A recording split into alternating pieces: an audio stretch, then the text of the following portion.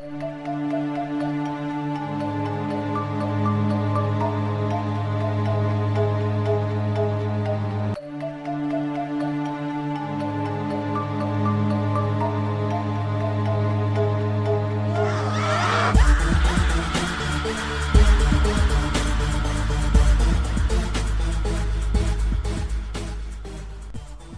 everybody, thanks for listening. I want to say hey everybody, thanks for listening. I wanted to say sorry for the clipping that was happening on Mike's end. That was my fault. It was all him. It was an update on my editing program and a setting had changed and it was fucking shit up and I'm sorry. That's what he says. I think that he just didn't want to hear my lovely voice and he was trying to cut me out. He's trying to take over the show, guys. And we can't let it happen. If we let Mateo take over the show, then who's going to protect you from evil time traveling Barack Obama? Certainly not him. He doesn't have the ends. I got the ends. All right. Well, look, I confess, I don't edit the show. The robot does. The robot that does the announcement at the end. So so you're saying that he's working to actively subvert my my missions? He knows you're in league with Etbo, so he's trying to protect us from your trickery. Or maybe he's trying to protect his programmer. So again, it all comes back to you, Mateo. Maybe he's programmed to protect his programmer. How convenient. It's almost like he was designed for that. You know what cast robot? You can go take a flying leap off a cliff. You're a dick and I hate you. I will let him know. Yeah, he'll hear that. He'll hear that during editing. You know what? No, he's fired. We're getting that. We're getting the British woman back. In your face, robot. You suck. Well, guys, I came across an interesting read the other day, and it was your normal stuff. Something that's haunted, spooky things going on. But as I read on, I found out that these hauntings seem to be directly attributed to a murderer. So we're going to talk about... A murderer? We're going to talk about hauntings that are related to murders. And murders I've got a theory on this, guys. I know, I can't wait to hear it. It's been a while. It's going to blow the lid off of everything. Everything you've ever known about hauntings is about to be revealed here, guys. It's been a while since we've had a long-winded, wacky Mike theory, so... And they're usually right, so... Buckle up, Buttercup. But first, let's examine the cases, shall we? Yeah. I came across something called the Devil's Tree, which, as you can tell by its name, it was a tree that belonged to the devil. Did he plant it and tend it and care for it and water it with human blood? I'm sure the human blood thing's true, but he did supposedly plant it and tend to it, and apparently it made it indestructible. There was supposedly no way to take this tree down, and people have tried. Just why would you try to take the devil's tree? Just let him have a tree. Why you guys have to be dicks? Maybe that's why he's so evil, because people just try to knock down his fucking plants. He used to have a lovely garden, and then some naked people came tromping through, and he's like, you know what? Fuck you. Eat this apple and get the fuck out of my garden. And now all that's left is a tree, and people are trying to knock that down. I don't blame him. He has every right to be a dick. He's a little peeved about his tree situation.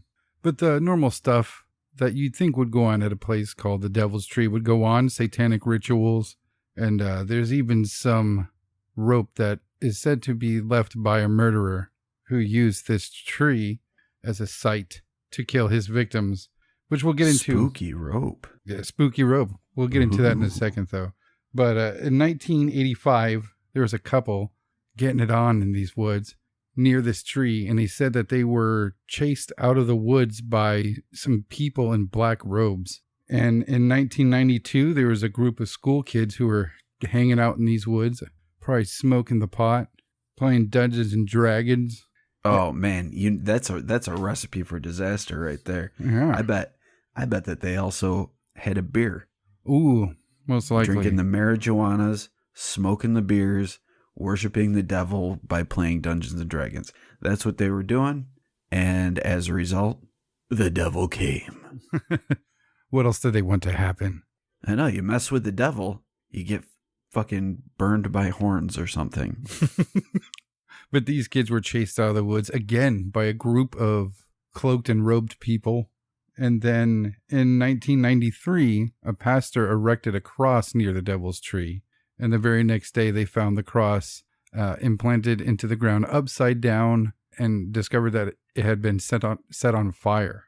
In 2000, the authorities were tired of dealing with bullshit that was related to the stupid tree. And they tried to cut it down. They hired a crew of tree people, tree wranglers to cut it down. And part of the tree wranglers? is that what... Yeah, we're going to get us some trees today. Square for a tree. That's a hilarious picture. Well, part of the legend with the tree is that if you take part of the bark off the tree and take it with you, you'll die shortly after. And that has its own legends behind that. There was a case in 2004 where a girl who, she got a pretty good backlash for it, but she took a piece of bark off the tree and put it in her friend's car while they were there at this park. And they got into a pretty bad car accident before they left the parking lot. Somebody slammed into them.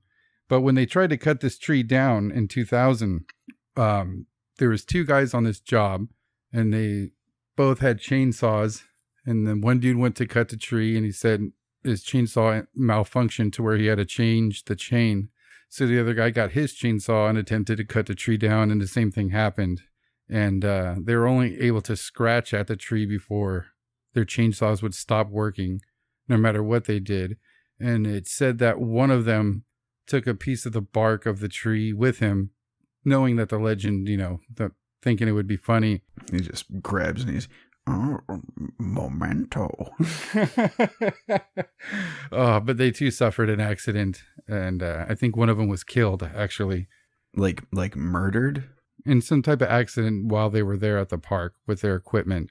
And then again, in 2009, patrons of the park were forced to call the police when they heard screams coming from a bathroom located at the park.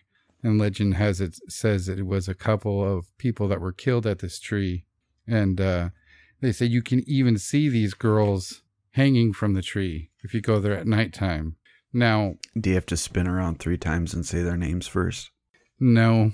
I think if you just stroll by, they're chilling in a tree. That's got to suck. I mean, it's one thing seeing a floaty, glowing person, but to see hanging people in a tree, that's fucking rough. But one thing I found interesting about this tree is that it was linked to a serial killer. And it was a serial killer that I'm familiar with, and I hadn't heard about this tree, which I found interesting. But have you ever heard of a douchebag named Gerard Schaefer? No, I haven't. What's his deal, besides being a douchebag? Well, he was born in 1946 in Wisconsin, and like most serial killers, he relocated to Florida.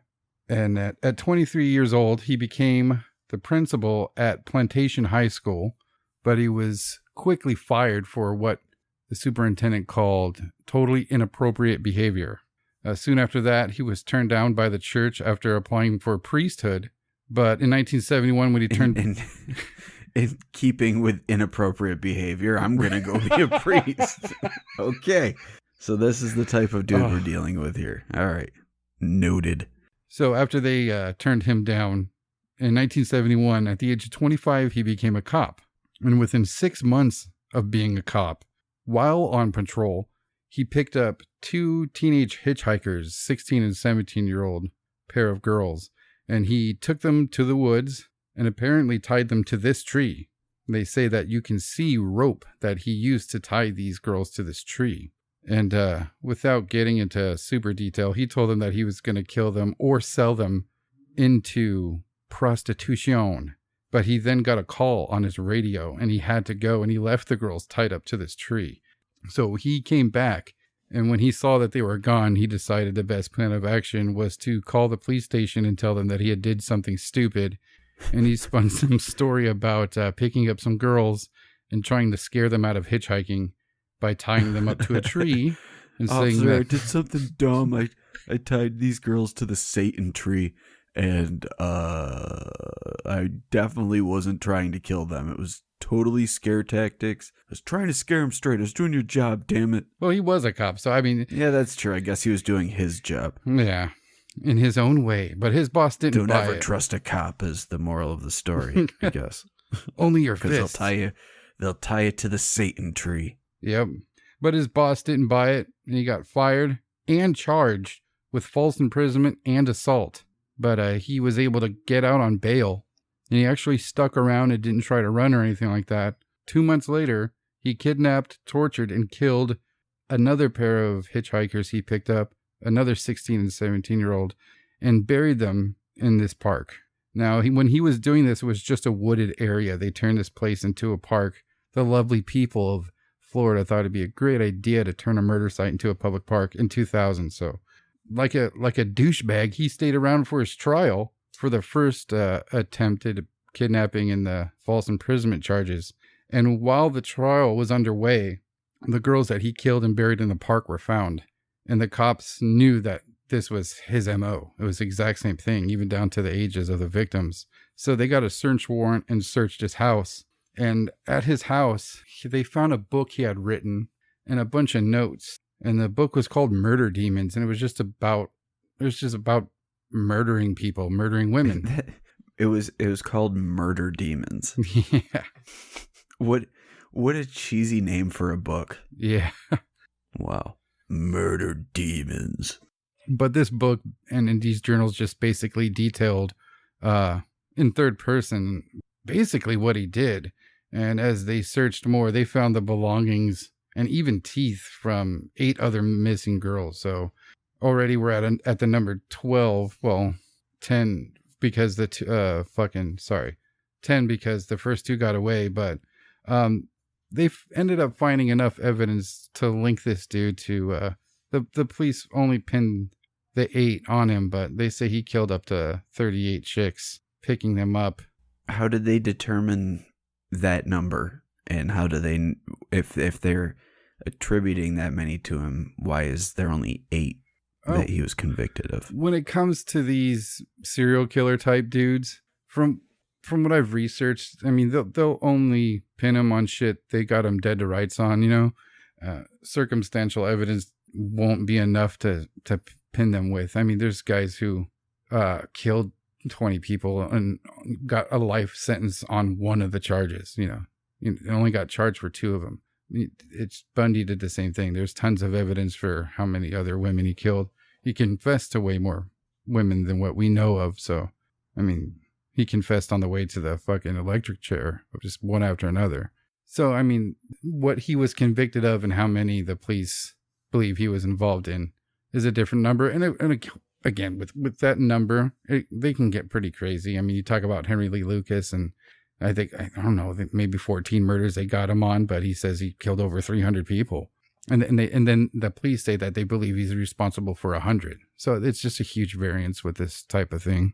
But again, I guess they turned this fucking murder site into a goddamn public park, and now a whole bunch of shit goes on there. They say you can see the girls he had hung, and I don't want to get into too much detail. He did some pretty rotten shit. He just didn't tie him to a tree and then stab him like a fucking Murder, She Wrote episode. But yeah, he would hang them in the tree, hang them alive. So I guess you can go by there and see these victims specifically from this fucking serial killer. So this guy's literally a fucking ghost maker. Very interesting you put it like that, Mateo. Very interesting. I just found it so interesting to me because we always hear about ghost stories, and we're all familiar with the fucking lady in the pilgrim outfit or the World War II soldier or Civil War soldier and shit like that. But just to have something like that happen, I mean, when did they bust him? I think it was like late 70s, mid 70s. You know, to have reports of ghosts related to something so fast, that's kind of not as common. Is there a period of a time frame where it's like, all right, you know, you can't be a ghost yet. Just chill. Just chill. Wait. Patience, ghosty. Patience. And then like, they're like, all right, it's been 3 decades. You can go ghost now.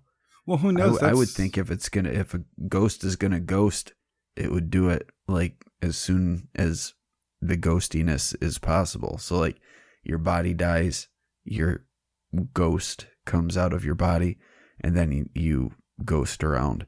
Oh no, I've always believed it's kind of like you got to get a certain amount of energy. You got to do something about manifesting or learning certain abilities to be able to act out as a ghost. I mean, like you gotta be Patrick Swayze and go find a ghost on the subway. You know what? To teach you how to kick the can. Yeah, that's a pretty good description of it. Maybe it's not that specifically, but maybe you got to do something. I hope all ghosts start out as Patrick Swayze and then they go from there. Just doing ghost push-ups and practicing. Yeah.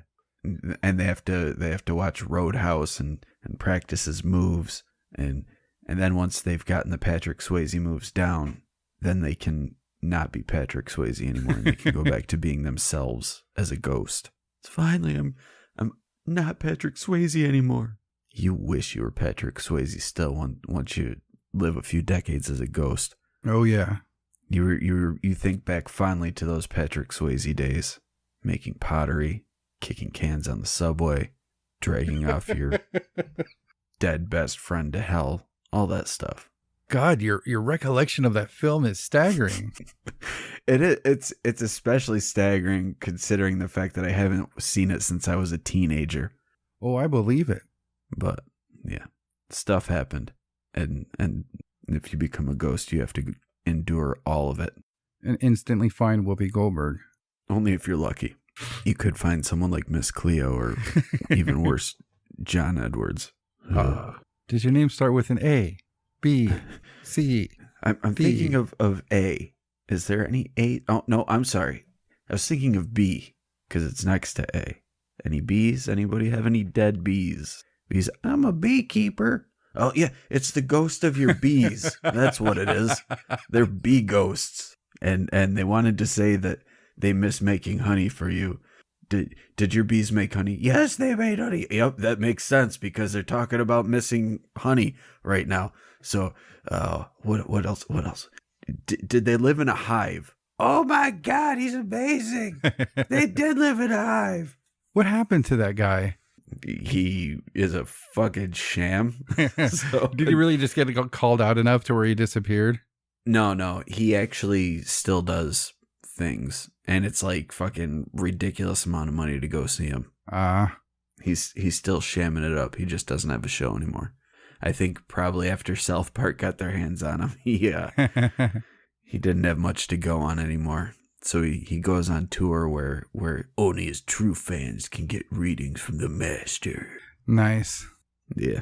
But like I said, it's just interesting to me to see a ghost be a byproduct of an incident like that so quickly. I mean, like I said, maybe it's not so common, but it's just out of the ghosts that people see. I mean, you got to think about how many times people report just weird noises and things moving, and they never get a visualization of the ghost. But it just seems like the old-timey people from the past are more common than modern ghosts. People related you to gotta closer look at the incidents. way a lot of hauntings take place.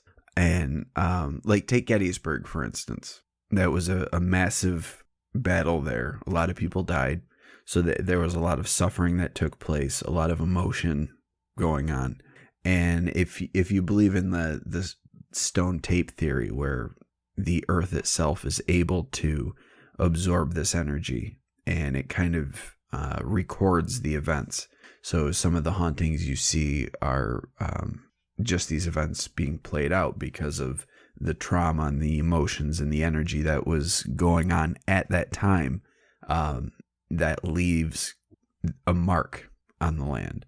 And that's why you'll see soldiers walking like they're going to war, not interacting with any of the living or even seeming to take notice of any of the surroundings. They're just doing their march and then they fade away.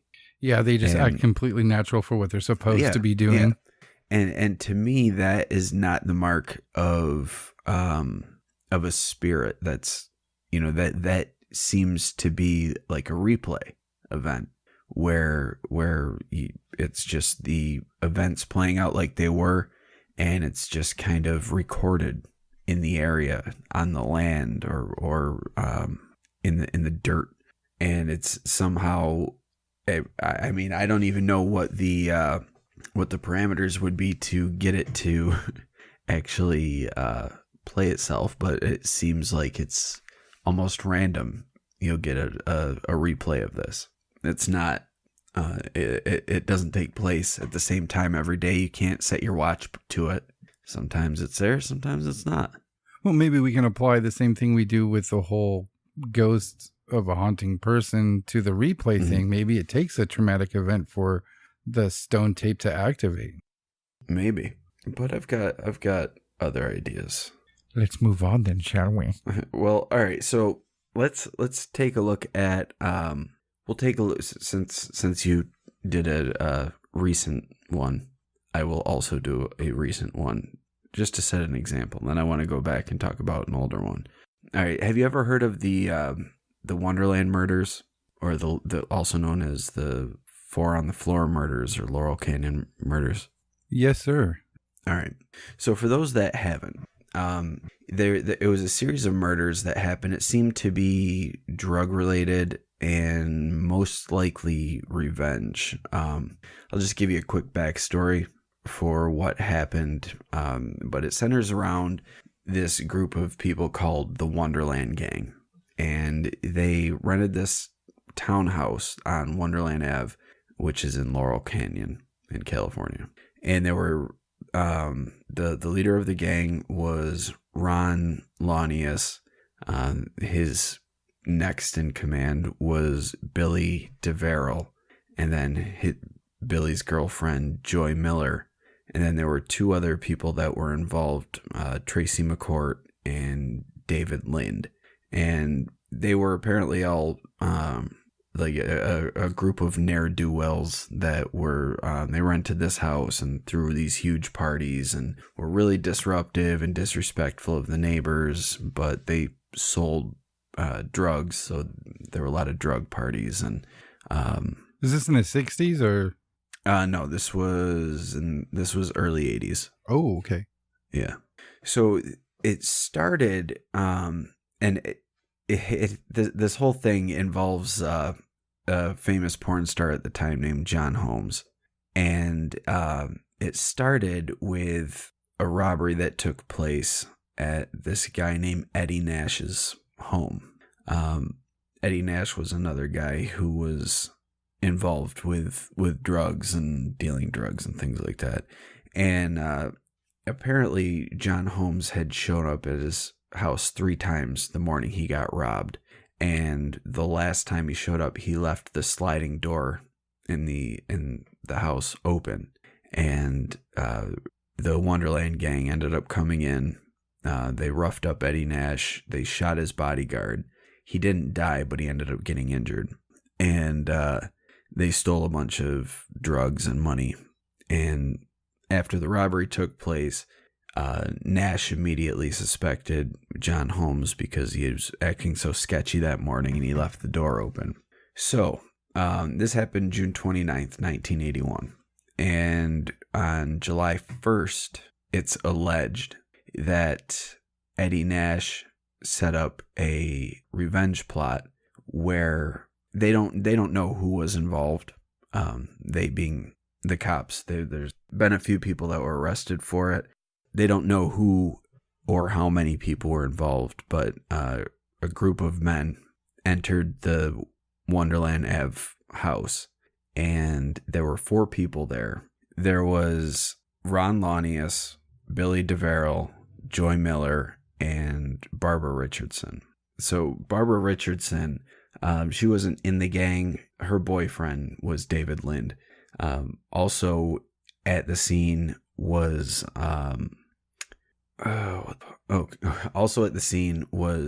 Susan Launius, who was Ron Launius's wife, and she actually survived the attack. But the other 4 were beaten to death with hammers and pipes. Yikes! Yeah. The Susan was also beaten, but she survived the attack. She ended up having to undergo extensive surgery. She had to get part of her skull removed.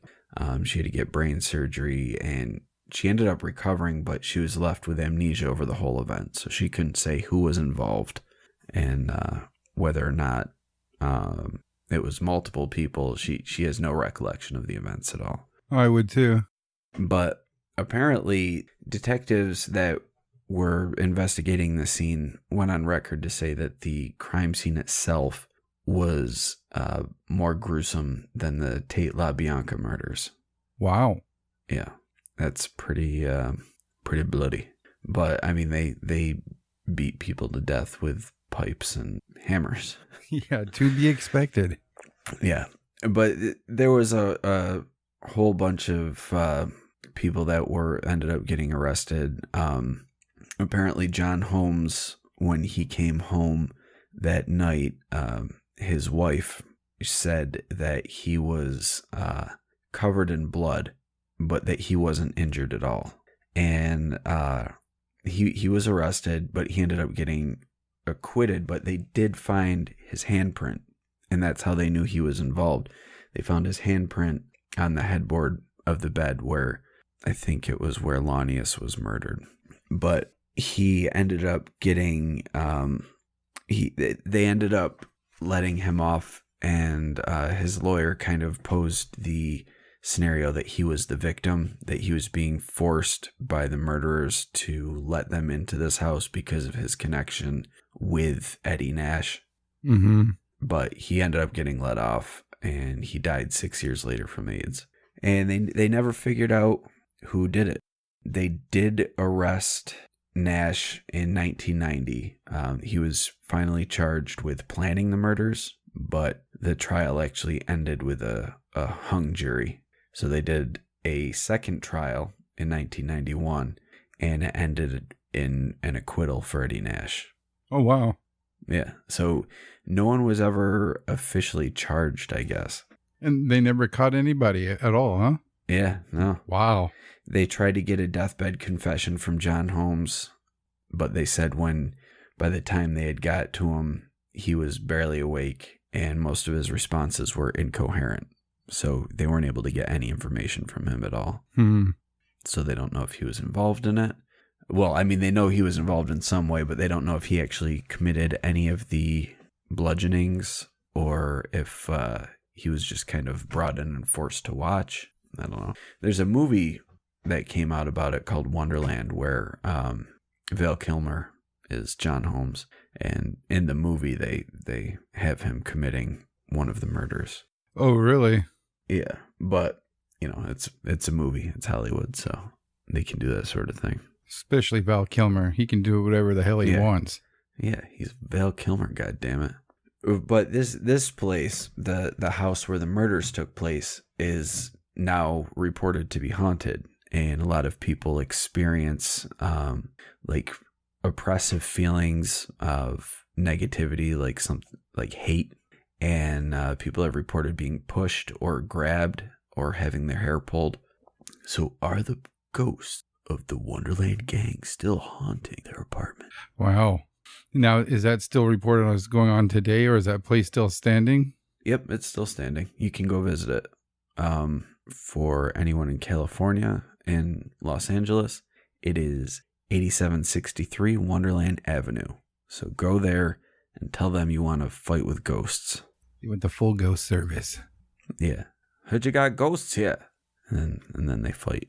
You know, I was watching some shit in preparation for this on Gerard Schaefer, and I ended up watching a few other things, unfortunately, about other douchebags who kill people and hauntings. What do you think about places where shit like this happens? Do you think places like that should be torn down? Nah, I don't think so. I mean, unless it's becoming, like if it's a place where people aren't going to be living and it's just going to ruin, then yeah, tear the fucker down. But if it's a place that can get used still, that someone wants to live in, I mean, someone lives in the DeFeo house right now. Yeah. And, you know, no spookiness. That's fine. So I don't think that it should be. And what if a place is haunted, and what if the ghost is tied to it? What happens then? do you unleash the ghost, like free it? Does it get to go on with its life? Does it follow the wreckage of its house? Like what if someone uses a piece of scrap wood for like their kid's treehouse? Does the kid's treehouse become haunted? I mean, that's what they say. I mean, don't they usually get rid of ghosts by tearing it down, or that's the end of the story for like major hauntings? But is it just the end of the story because nobody lives there anymore because it's destroyed? Like if you set up a fucking tent on that property, would you then be haunted? That's a good question. And why is it like renovation work is being done on a house that seems to rile up the ghosts? Indeed. I saw some shit to where they had made like college dorms out of this, like mental hospital. There was, I was just gonna say there was a mental hospital that was turned into an apartment complex, and it's an allegedly haunted hospital. But as far as I know, people in the apartments have not reported anything. So maybe all it takes is a fresh coat of paint, and he can beat any demon ghost murder victim thing. All like property owners have the option to buy like Vatican blessed white paint. Yeah. Blessed by the Pope, guaranteed. So I want to give another example of a evil murder thing that results in hauntings. So, have you ever heard of Lalaurie Mansion? No. It's a mansion in New Orleans, and it is alleged to be haunted. I just gotta say, dude, I've always wanted to go to New Orleans so bad. It would be cool. Just for the music history, man. Yeah, it would be cool. But this mansion was run by Delphine Lalaurie and her third husband, Leonard Louis Nicholas Lalaurie. He was considerably younger than her, I guess. So she's like, "Hey, boy toy, come here." And but they got married in 1825, and she bought the property in 1831, and in 1832 she had a 2-story mansion that was built there. Attached to the mansion, she had slave quarters built, and she lived there. She lived there for a while with her husband and their 2 daughters until she was kind of forced to leave. But in the period that she lived in this mansion, there were rumors that went around of her treatment of the slaves. There were a lot of people that would say when they would see the slaves that they would look like they were all disheveled and like starved. But apparently in public, Delphine Lalaurie was polite to other slaves or freed slaves. And there's even a record that she had freed 2 of her own slaves, one in 1819 and then another after the mansion had been built. But there were rumors that went around a lot about the fact that she would abuse her slaves. And there were laws against that. Which seems really weird. There were rumors about the abuse that she would put upon them, and it's really weird because while it was legal to have slaves, there were very strict laws on how they could be treated. The whole slavery concept is just so fucking disturbing that we actually had that in our country to begin with. Like that it was okay to own another human being. It's fucked up. Anyway. What's fucked up about it is that that's the way it's always been. Yeah. That was like the main reason why like Roman cities fought each other and conquered each other and shit like that was to fucking plunder and take slaves. Get more slaves. Yeah. Yep. It's fucking crazy. But she had been investigated previous for abusing the slaves that she had. But when the first investigation didn't reveal any wrongdoing. So nothing happened. But apparently there was an incident where there was a 12-year-old girl named Leah who fell from the roof of the mansion.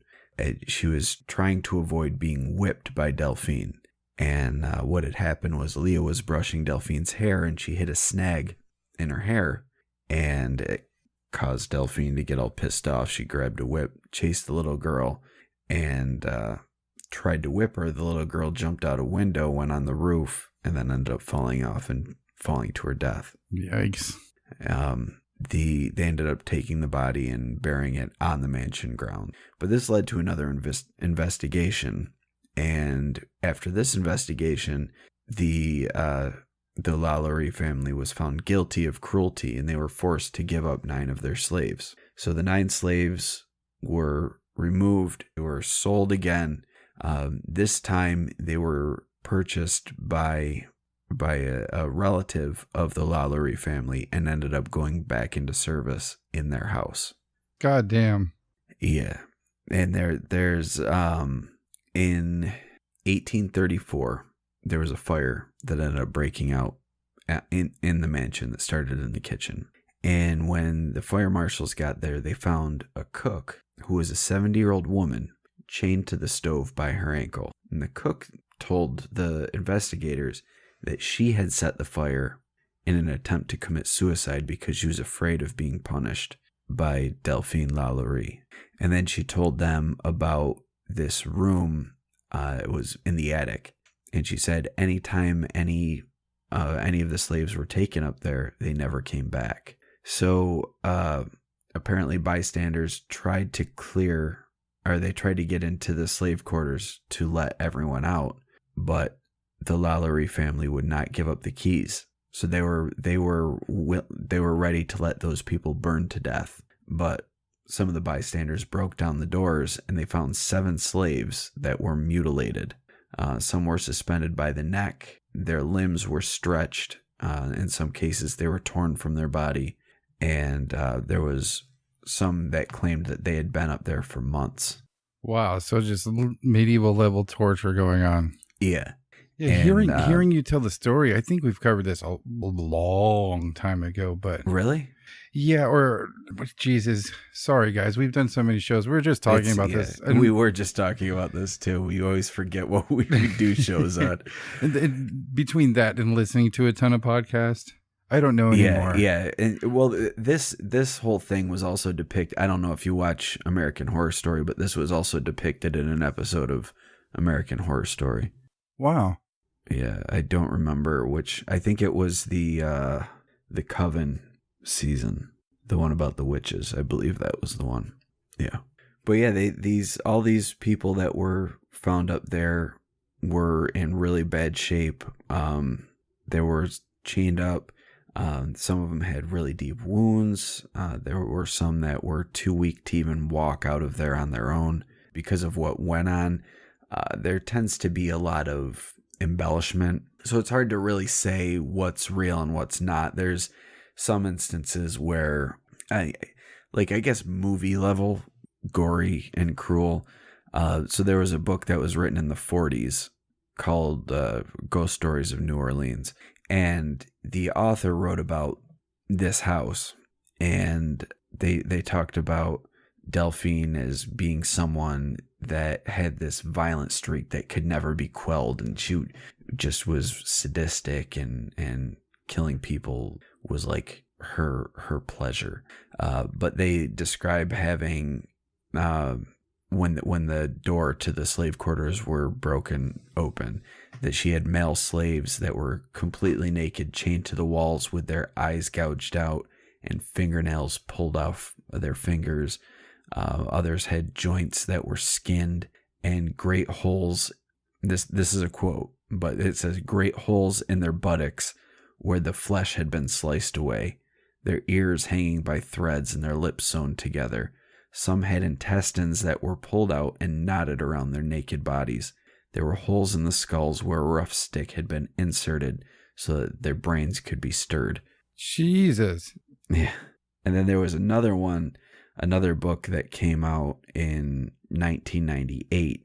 And this was written, well, I'm not even going to give the name of the book or the person that wrote it, but it's someone who operates one of the New Orleans ghost tours. So it's most likely mostly embellishment with some reality thrown in, just to give it some grounding in real life. But she says that there was a victim who was found who had her arms and legs amputated, and their skin was peeled off in a circular pattern so that they would look like a human caterpillar.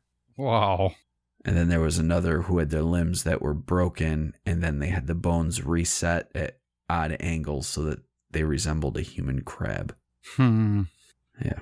Not to sound like a total weirdo, but if she is doing stuff that bad, I'm sure I would have came across that. Yeah.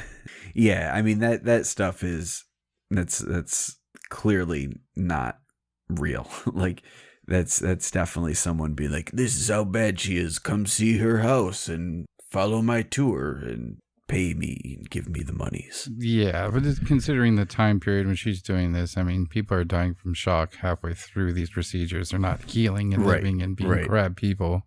Crab people, crab people. Can you imagine that, just busting into there and like having some crab person walk out and greet you? Yeah, that'd be so creepy. Oh, God. I would have been like, yeah, okay, just don't touch me. I'm sorry that she did this to you, but I'm going to throw up now. Yeah.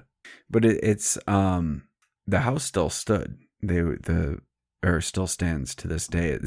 If you look at it now, clearly it was built in a time before things got all industrialized, and now it looks like it stands on a street corner. If you were to see it, it looks pretty unassuming.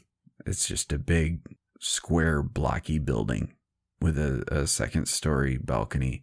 But it's very unassuming looking now, but it's still there. You could go see it. It's currently owned by investors. Actually, in 2009, Nicolas Cage lost the house. He owned it, but he lost it to foreclosure after he bought it. Oh. And now investors own it. Shouldn't have spent all that money trying to make Ghost Rider 2. Yeah, you could have kept your ghost house. Although props for having the balls to like spend your own money to make a movie like that. Yeah, I never saw it, but good on you. That's interesting to hear that for the record, I only watched it because I heard that Blackheart was in it, and then it was just a dude with red eyes, and I was more than pissed.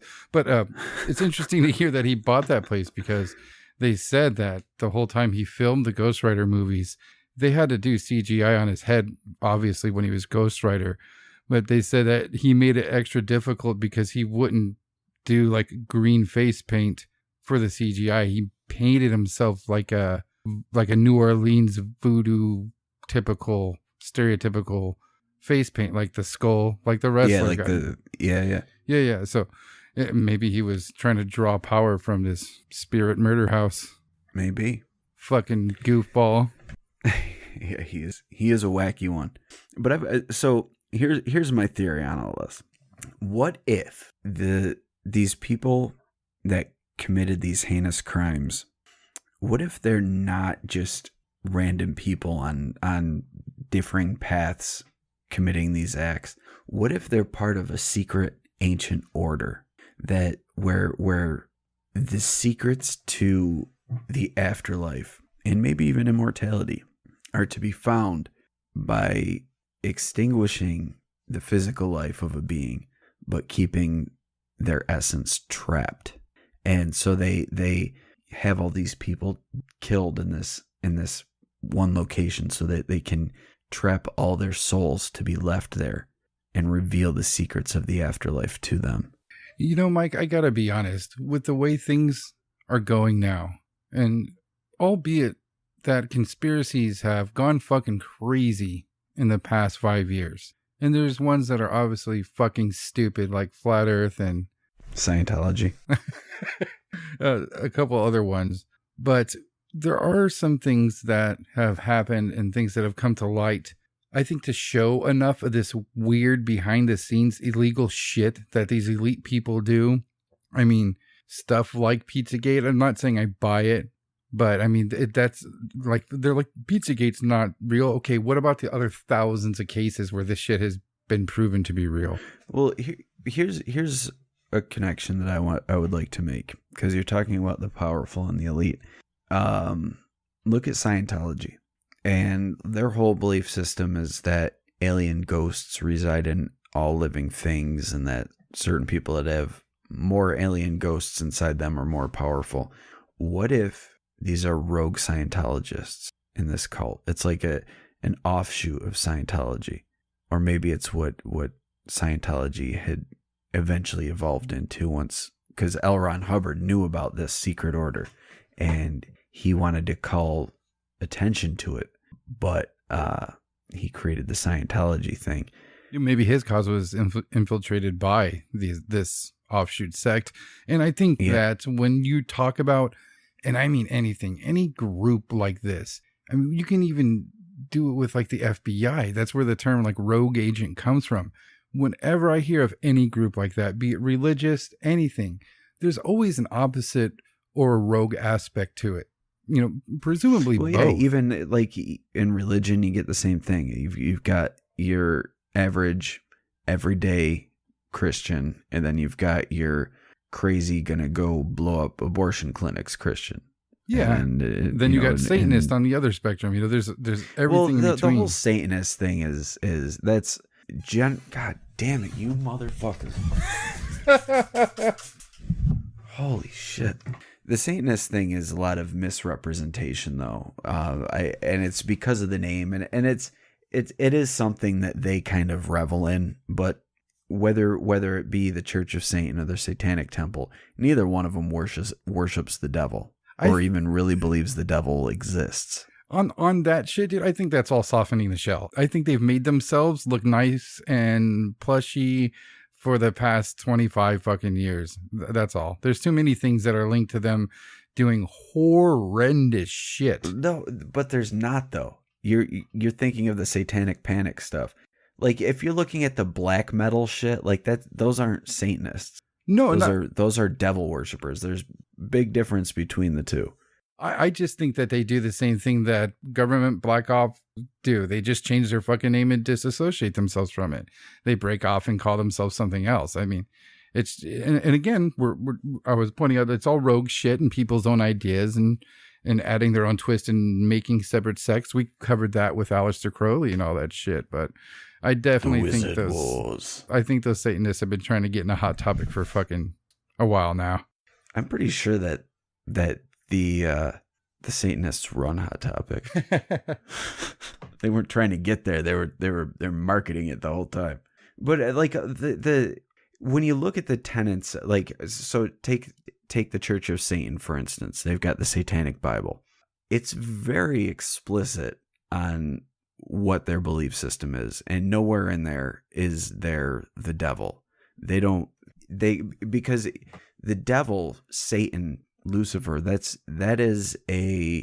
a Christian thing. So if you don't follow the Christian religion and don't believe in the Christian religion, and you don't believe in the Christian God, and you don't believe that you don't believe in Jesus, then you're not going to believe in the devil. The two go hand in hand. You can't have the devil without God. Yeah, you're not going to believe in the counterpart as well. Right. So to believe in one means you believe in both. Well, I shouldn't say that, because you could believe in God without believing in the devil. But if you're going to believe in the devil, then you have to believe in God, because that's part of the mythology. Yeah, you're definitely recognizing where Satan came from in that whole story, yeah. You know? Right. So it's I think with a lot of these conspiracies, they always talk about the satanic cabal. That's like the go-to term, the satanic cabal. I mean, it sounds really scary, but I think what they're describing is a group of evil, powerful elites. You know, like the people that pull the strings, that are super evil and do things like eat babies and rape monkeys and things like that. But I think that these murder ghost cults are offshoots of Scientology, or they created Scientology. They're somehow tied to Scientology and the Scientology myths, and they're killing these people because they want to collect their alien ghosts to make themselves more powerful. So it's just murdering and sucking up alien ghosts, and every now and again they miss a couple, and then the ghosts stay behind and haunt the place, and they can't do anything because part of the ritual traps them here on Earth. So maybe they're just waiting around to be consumed at some later date.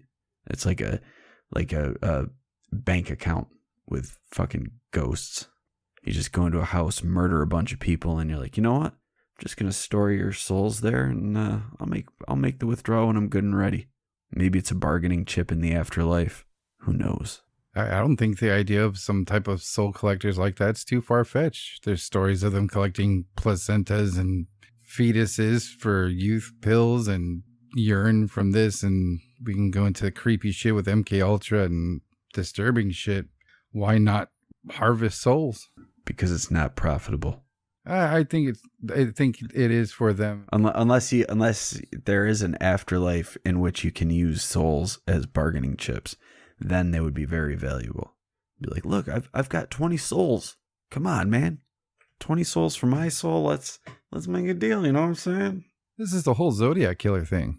Well, there you go. Ted Cruz is in on it. Thank you for listening to the Whatcast. You can find us on Twitter, Instagram, Facebook, iTunes, and YouTube. Enjoy the podcast.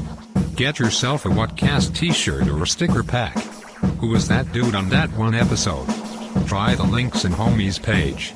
All this and more can be found at www.thewhatcasters.com. Thanks again for listening and have a great week.